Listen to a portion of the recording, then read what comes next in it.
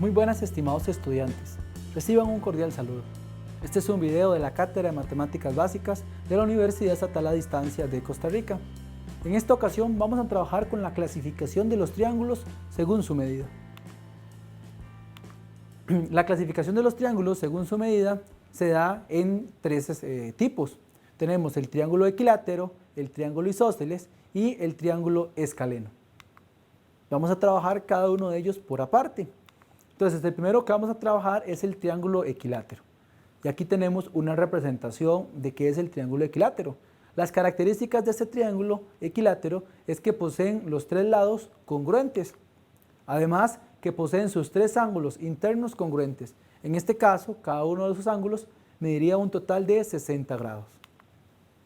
Ahora bien, si P corresponde al perímetro de este triángulo equilátero y L es la medida de uno de sus lados, entonces para calcular el perímetro tendríamos la fórmula P es igual a 3 por L, porque como cada uno de sus lados mide lo mismo, entonces es multiplicar 3 veces por el lado.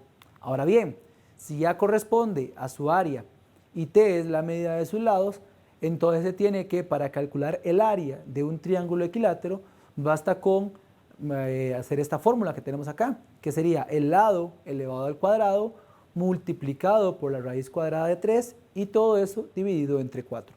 Son las fórmulas para calcular el perímetro y el área de un triángulo equilátero. Ahora bien, según sus medidas también se puede clasificar por triángulos isósceles. Y aquí tenemos una representación del triángulo isósceles. Poseen dos lados congruentes, recordemos que el equilátero eran los tres, el isósceles posee solamente dos lados congruentes y con ello entonces posee dos ángulos internos congruentes. Otras características del triángulo isósceles es que los ángulos internos opuestos a los lados congruentes también son congruentes y viceversa. Por ejemplo, en esta figura que tenemos acá, si tenemos que la medida o el segmento AB es congruente con el segmento BC, o sea, lo que tenemos marcado con amarillo, quiere decir que los ángulos, la medida del ángulo BAC va a ser congruente a BCA. Es decir, este ángulo que tenemos acá y el ángulo que tenemos allá, cuyo vértice es C, son congruentes. Ahora bien, si se determina la altura sobre el lado desigual de este ángulo isósceles, se cumple que AD va a ser congruente con DC. Es decir, que si determinamos la altura, que es esta línea que cae acá, en el punto D, que lo tenemos para allá, quiere decir que biseca ese lado, es decir, que lo parte en dos segmentos iguales, que AD es igual que DC. Y en particular forma un ángulo de 90 grados. Ahora bien, según la medida de sus lados, también se pueden clasificar en un triángulo escaleno. Y lo tenemos una representación en esa figura. El triángulo escaleno no posee lados congruentes, es decir, las tres medidas de los lados son diferentes, y posee sus tres ángulos internos de diferente medida. Ahora bien, veamos un ejemplo utilizando la clasificación de los triángulos. Entonces tenemos nuestro triángulo. Y la pregunta es, si el perímetro de un triángulo equilátero corresponde a 48 centímetros, entonces vamos a determinar la medida del área de este triángulo. Aquí es importante destacar que el triángulo es equilátero y que 48 es lo que mide el perímetro y lo que tenemos que sacar es el área. Con esa información procedemos a resolver el ejercicio. Entonces, como sabemos que es equilátero, la fórmula para calcular el perímetro de este triángulo lo tenemos acá, que es perímetro es igual a 3 por L.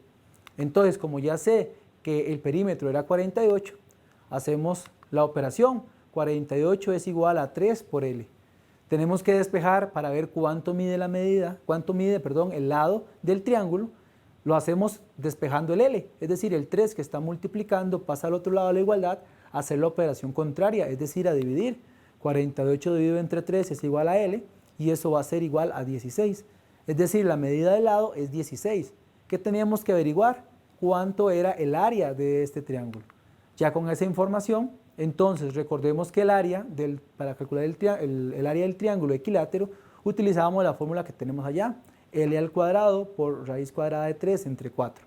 Ya tenemos el L que lo sacamos de esta información, Por lo tanto, lo que tenemos es que sustituir 16 al cuadrado por raíz cuadrada de 3 entre 4. Eso me va a dar 64 raíz cuadrada de 3 centímetros cuadrados. Y ese es el área entonces de nuestro triángulo equilátero con un perímetro de 48 centímetros. Ahora veamos otro ejemplo.